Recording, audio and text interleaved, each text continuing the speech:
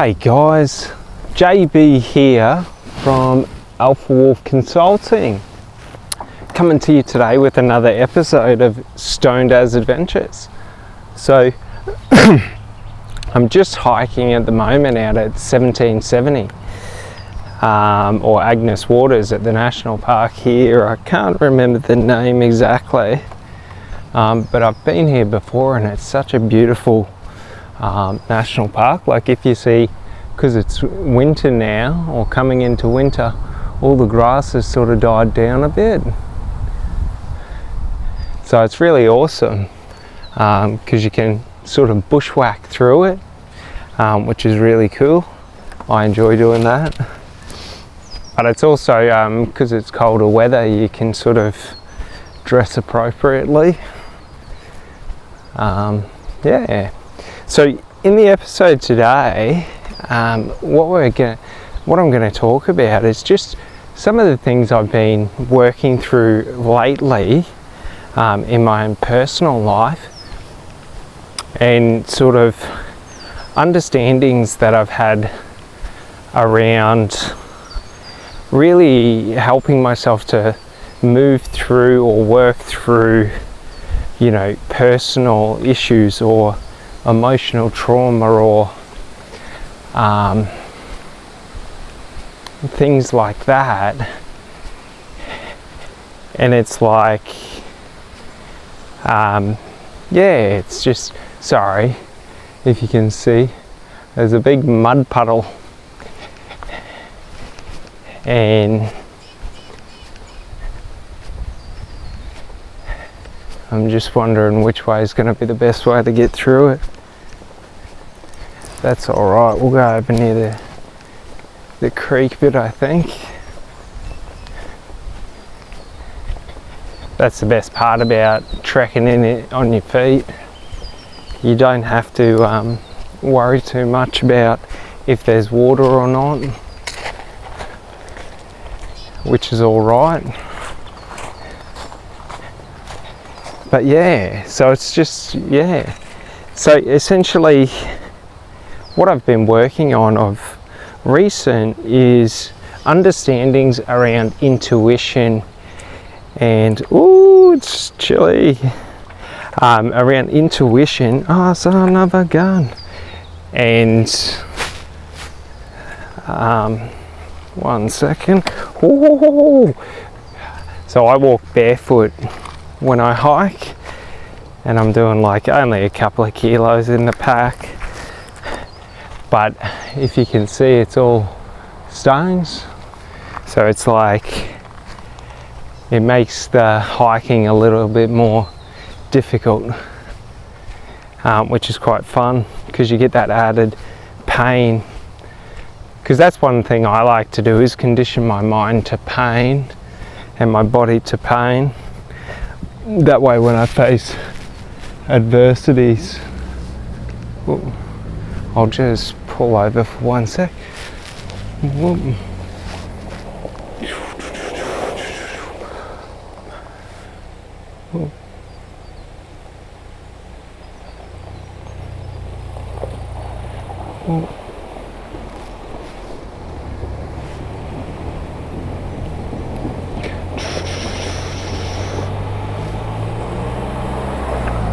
Hey Matty. Hey bro. Sorry about that. Whoa.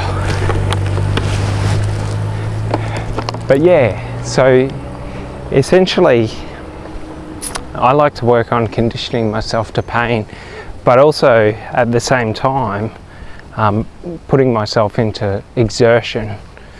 That's why I like to do long distance hiking. And yeah, so basically what I've been working on with intuition and belief and faith is just really understanding how I can amplify every one of my emotions or feelings that I feel, to basically, even if I'm feeling a negative emotion like loss or, you know, sadness or pain or anything like that, what I'm able to do is focus on essentially reprogramming my neural or synaptic pathways to associating positivity with those. So it's not that we suppress the beliefs or the feelings and emotions that we have down and not deal with them. No, but like if I'm feeling loss, like I feel loss, I amplify that feeling of loss, and then I realize how beautiful of an experience it is to feel loss in life, and sort of, work through it. That way I'm reassigning a positive experience to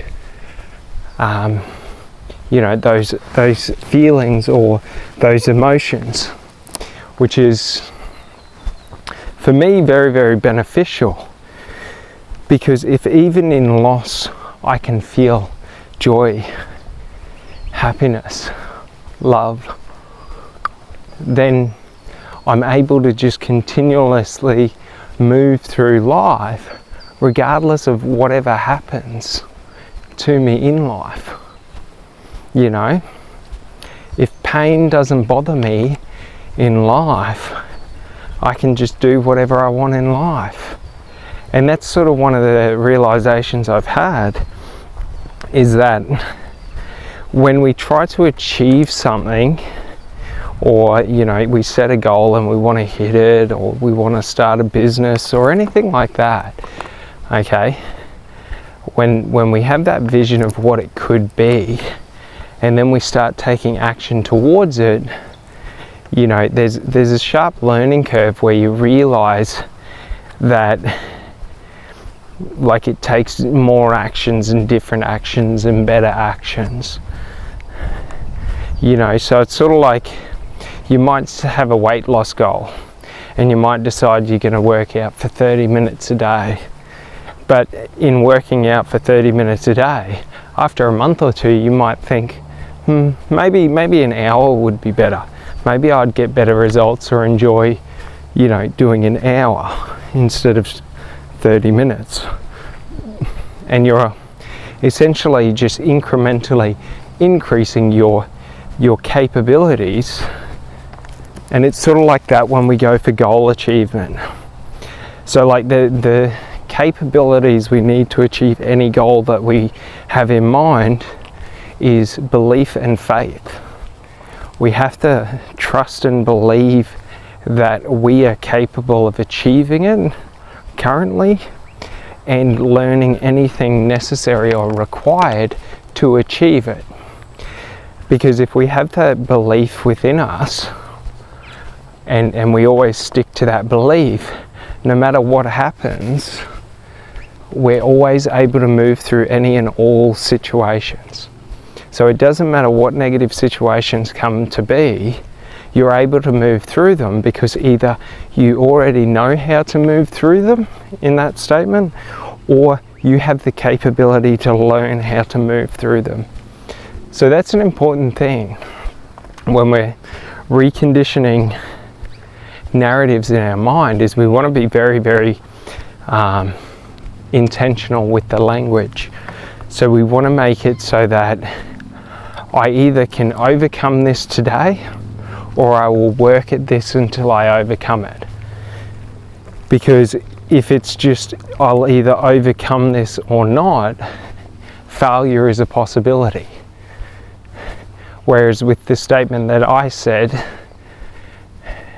the only, like, the consideration of failure is just it takes longer.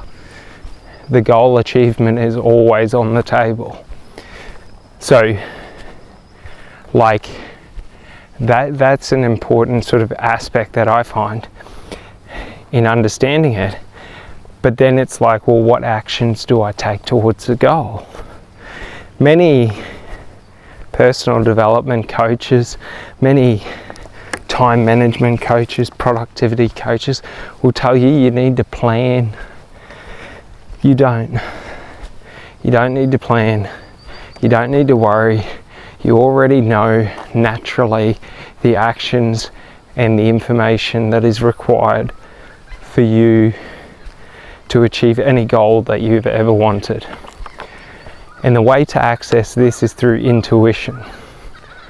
So in any moment in time, your consciousness, my consciousness, is connected to the life force that is the universe, life, God, whatever you want to call it.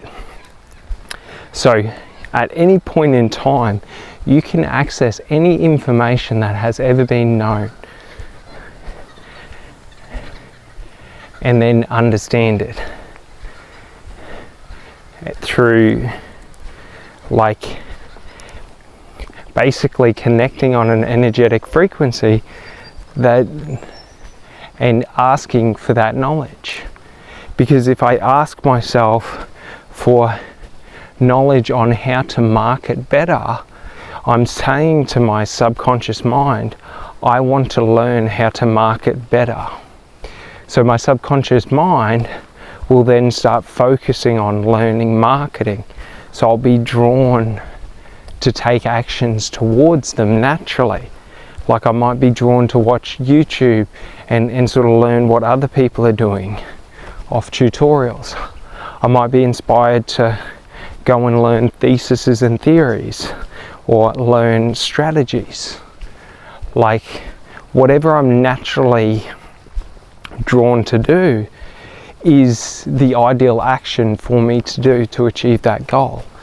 Because my intuition is because my intuition is based out of my subconscious, and in the subconscious mind is the quantum microtubula, which is what causes and creates consciousness, or the conscious awareness of consciousness. So my intuition is that aspect of the collective consciousness speaking through only what it has access to, the subconscious mind, which doesn't hold language, which doesn't hold reason. It holds your emotions, your feelings, your behaviors, your impulses and urges, like your I call it ancestral memory, but essentially all the behavioral traits and evolutionary traits from a societal aspect. So things like learning how to hunt and gather, learning interpersonal skills, and all of this. So that's why our intuition usually feels a bit like an instinct, because it works in a very similar way. Well, our intuition is our instincts, but it's like our intuition, that aspect of us, our consciousness that is God, only has access to our feelings and things like that. So when I get those instincts of, not being like feeling safe and at peace, or feeling like I need to flee or, fight or flight. Because, throughout our life, and sort of societal history, it has shifted from us needing to protect ourselves from predators, like animals and things like that, to now we have to protect ourselves from other people. So our intuition evolves to more of interpersonal and, being able to sense how our peers are doing on a deeper level. And what adds into this is our body language and our tonality of our voice, along with our language. Because there's been many studies done on chimpanzees and orangutans around using distress. So they wanted to understand because there are certain frequencies in humans that will naturally, on average, to 98% of the people, cause their heart rate to increase and an urge or a need to respond. So things like babies or people crying out or screaming out in distress and things like that. So like the tone and the frequencies that we use are very influential in how other people perceive us in terms of intuition, in terms of that gut feeling, because that's the subconscious mind. Because the subconscious mind can process so much more data than the conscious mind can. So throughout communication, the conscious mind only really picks up the language, the words, the sentence structure, like the meaning, and some, you know, pretty, I'd say, obvious body language signs. So like people like frowning and smiling and things like that. But like it doesn't pick up all of the small, minute ones, but your subconscious does. And this is why sometimes when you talk to people, you just get a feeling like you don't trust what they're saying, like they're not telling you the truth. And one sec. Oh, it's nice out today, but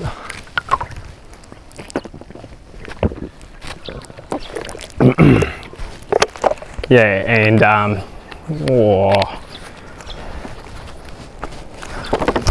it's like, so, you know, to understand this is just to understand that your gut feeling is just the analytics of your subconscious mind. Woo, painful. And, you know, to understand this is just to understand if I use specific tonalities, like you'll associate feelings or meaning to those tonalities. So things like if I have a happy inflection, so if I inflect my voice up happily or curiously, or if I soften my voice and then I soften the sort of force behind my voice and it sounds a lot more sincere because I'm not pushing against you, I'm just sort of coming down. So it's like our influence, or not influence, but our intuition is just, it's all these different sort of factors that come into it. So that's why our gut feeling never sort of lets us down. If it's positive, be it positive or negative of an event, like, you know, sometimes I have a bad feeling, and if I keep going straight on that path, I end up in a bad situation. And it's never, you know, like it's not like sometimes I'm right, sometimes I'm wrong. Whenever I get those bad feelings, I'm always right. You know, so many people I can guess would attest to that. You know, of like, you know, just small things within our day-to-day life. And it's like our intuition is the link to being able to see beyond the current moment.